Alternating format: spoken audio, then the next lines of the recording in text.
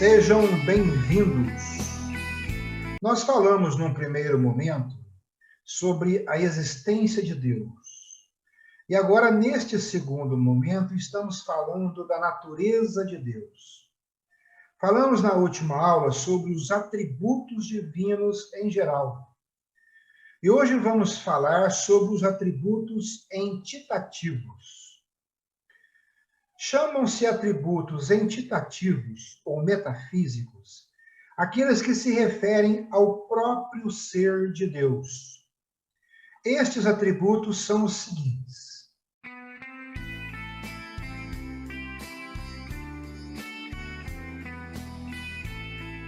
primeiro, simplicidade.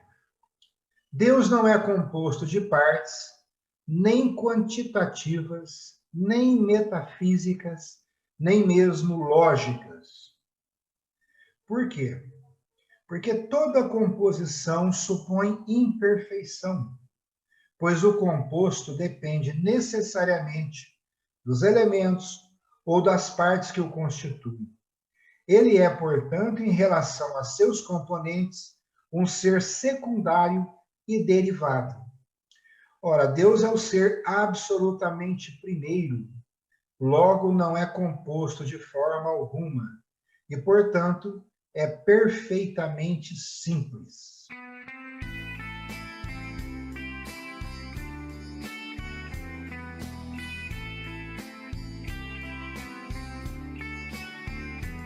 Segundo, infinitude.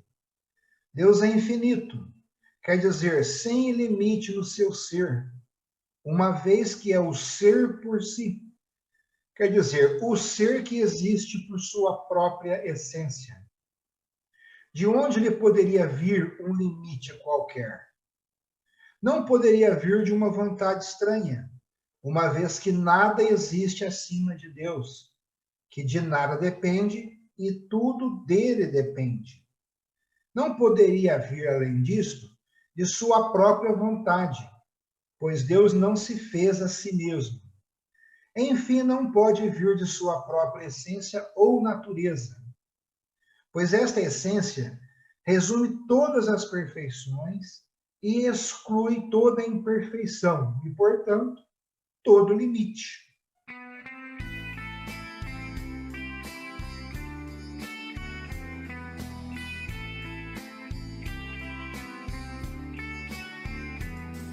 Terceiro, unicidade. A unicidade que está agora em questão não é a que resulta da indivisão do ser em si mesmo. Nós já sabemos que Deus, sendo infinitamente simples, é por isto mesmo infinitamente uno. Trata-se agora de mostrar que Deus é único, quer dizer que não pode existir mais do que um único Deus. Isso resulta do fato de que o conceito de dois seres infinitamente perfeitos é contraditório.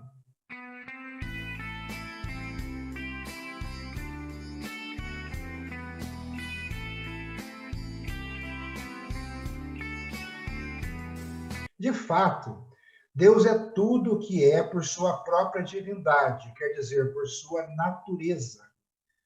Ora, o que torna um ser tal é incomunicável e não poderá, por consequência, multiplicar-se.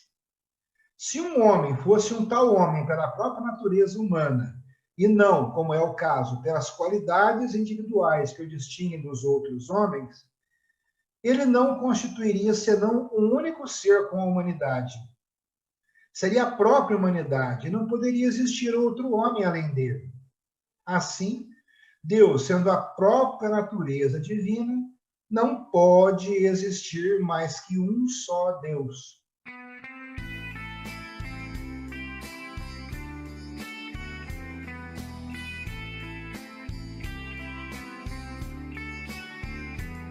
A unicidade divina pode ainda ser demonstrada pela absoluta perfeição da divindade.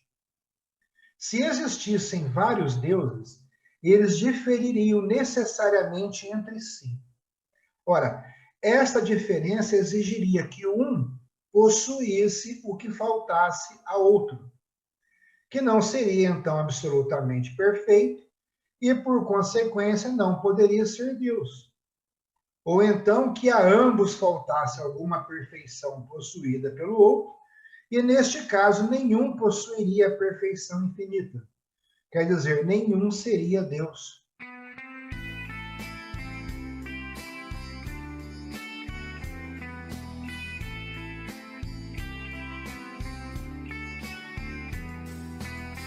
Em quinto lugar, temos a imensidade. Etimologicamente, é imenso o que não pode ser medido. E a imensidade é um atributo divino que exclui de Deus toda a possibilidade de ser circunscrito ou limitado por qualquer coisa que seja. Este atributo decorre imediatamente da infinitude divina. O que é infinito não pode ser limitado por nada. E aí temos que falar da ubiquidade.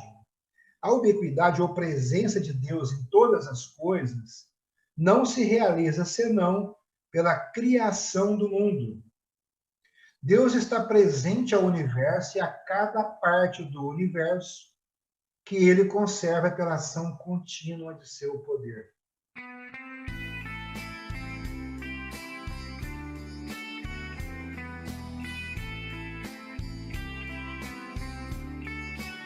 Em quinto, nós temos a eternidade. Deus é eterno, uma vez que existe pela própria necessidade de sua natureza. Começar a ser é uma imperfeição que não se poderia atribuir, sem cair no absurdo, ao ser infinitamente perfeito. A eternidade divina exclui a transformação e a sucessão. Ela não é um desenrolar de estados diversos e sucessivos, mas propriamente a posse total e perfeita de uma vida infinita. Não existe nela, portanto, nem passado, nem futuro. Ela é um presente perpétuo.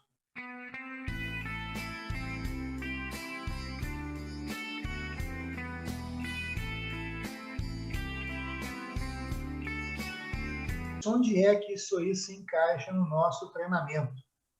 Eu coloquei como palavra do Sensei Funakoshi o seguinte: assim como um vale vazio pode ecoar o som da voz, do mesmo modo a pessoa que segue o caminho do karatê deve esvaziar-se, livrando-se de todo egoísmo e ambição. Tornar-se vazio interiormente, mas reto por fora. Este é o significado verdadeiro de vazio no karatê.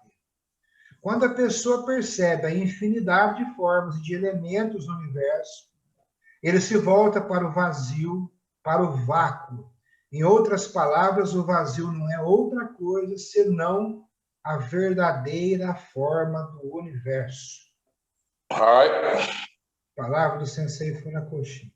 É interessante, né? Adoro ver vocês assim, atentos. Dêem uma olhadinha depois nos atributos divinos anteriores. Vejam esses atributos entitativos, porque uma coisa é o ser, outra coisa é o ente.